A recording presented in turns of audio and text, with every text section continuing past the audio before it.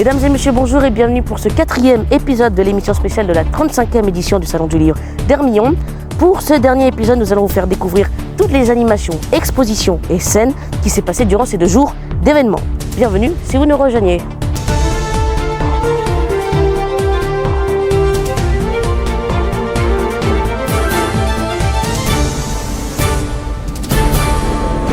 Alors il faut savoir que durant le Salon du Livre d'Hermillon, il y a de nombreuses expositions et animations. Je suis avec Sylvain, il fait, comme vous le voyez, des tableaux sur des montagnes. Sylvain, pouvez-vous nous expliquer votre passion ? Comme vous pouvez le voir, ma passion c'est la peinture. La peinture, le dessin, tout ce qui touche à, on va dire, aux arts plastiques. Et comment cette passion est venue ? Très tôt, quand j'étais enfant, je me suis intéressé au dessin et ça m'a, on va dire, le virus m'a pris et depuis il ne m'a pas quitté. Vous dessinez principalement des montagnes ou autre chose ? Pas mal de choses différentes, mais tout au long de mon parcours artistique, j'ai toujours été intéressé par la nature. Et depuis que j'habite en Maurienne, parmi les montagnes, je m'intéresse forcément du coup aux montagnes qui nous entourent, qui nous submergent. Parce que je les vois tous les matins en me levant et c'est juste magnifique à regarder et j'ai envie de les représenter. Voilà. Et un tableau comme ça prend à peu près combien de temps à être réalisé ? Alors là pour le salon, j'ai entre guillemets un peu triché, c'est-à-dire que je l'ai préparé en amont pour n'avoir qu'à peindre pendant le salon. Mais avant de peindre, il y a toutes les étapes de choisir le format. Vous voyez, j'ai apprêté le support qui n'est pas un support classique, c'est une planche d'OSB, alors que normalement on peint plutôt sur des toiles. Donc je l'ai apprêté pour que je puisse peindre dessus. Voilà, ça prend du temps. Après, il faut poser le dessin. Et donc tout ça, je l'ai fait avant. J'ai posé le dessin que je voulais réaliser et j'ai aussi réalisé le ciel avant de commencer. Parce que le projet, c'était vraiment de faire naître une montagne en direct. Donc peindre une montagne, tout dépend du format et de la complexité du sujet. Là, j'ai choisi exprès un sujet pas trop complexe, avec pas trop de nuances de couleurs, pour idéalement essayer de le finir dans le week-end. C'est un peu ambitieux parce que le format est grand, mais j'espère pouvoir le finir ce soir. Ouais.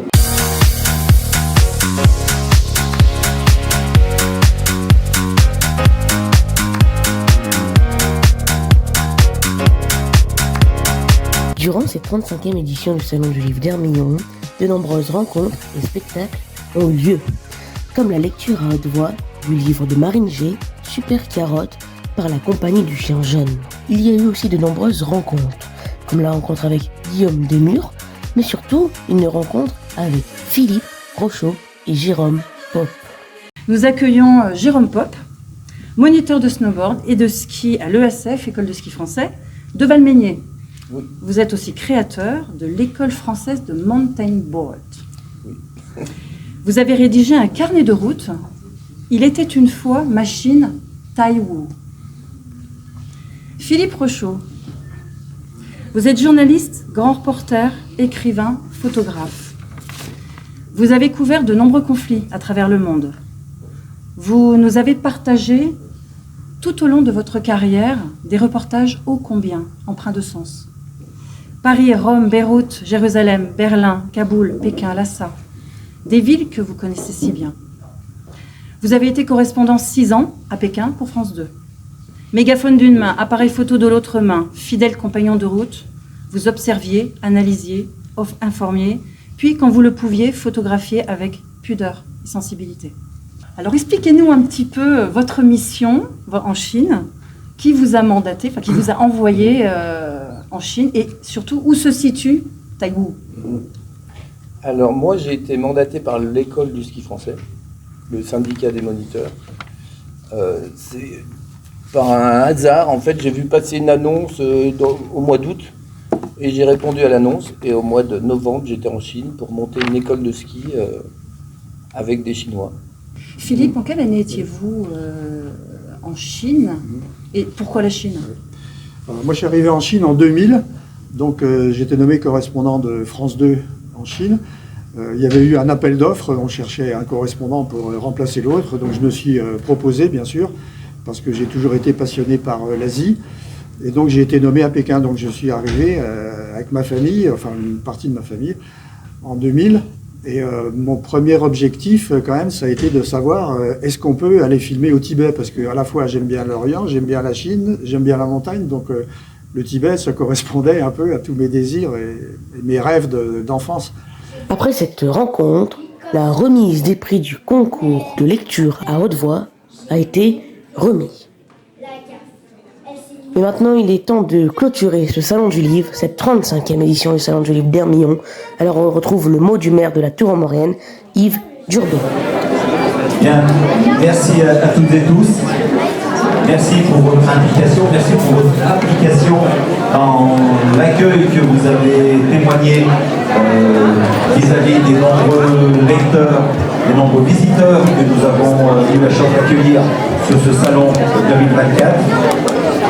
J'ai échangé avec quelques-uns d'entre vous, parmi les écrivains, parmi les personnes qui présentaient leur production.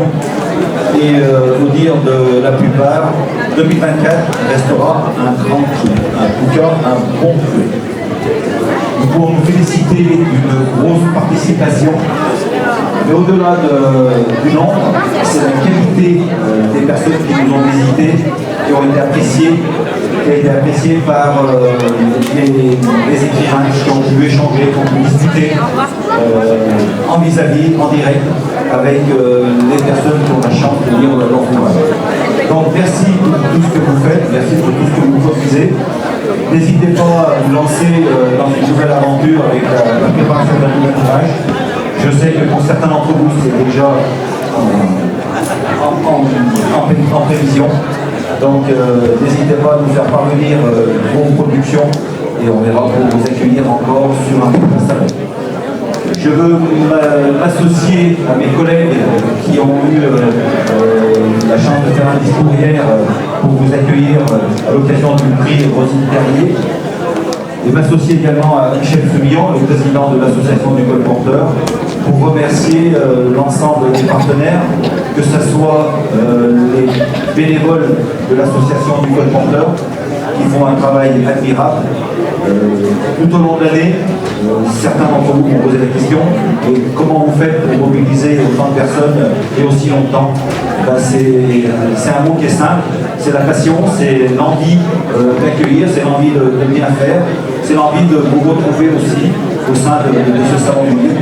Donc tant qu'il y aura des visiteurs en nombre, tant qu'il y aura des écrivains, des productions d'ouvrages de qualité, il y aura un salon du livre ici à Hermillon. Et je voudrais tout particulièrement, c'est pas dans mon habitude, mais si on veut qu'un train avance, il faut qu'il y ait une bonne locomotive et qu'il y ait des personnes qui fassent marcher cette locomotive avec le meilleur rendement possible. Donc je vais citer deux personnes. Michel a commencé à parler de Céline. C'est vrai que Céline, elle est là maintenant depuis de nombreuses années. Et elle fait un travail en profondeur, tout en discrétion, mais avec une redoutable efficacité. Donc si vous avez encore des mains de libre, si vous pouvez encore l'applaudir, je vous demande...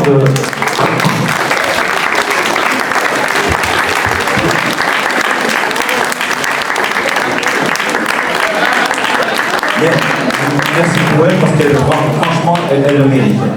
Et puis la deuxième personne, c'est son président, c'est Michel Fumillon. Ah oui. Moi, je ne fais rien sans celui les gens qui sont là, sinon il n'y aurait pas de salon du livre. 23 années aux commandes de ce salon du livre.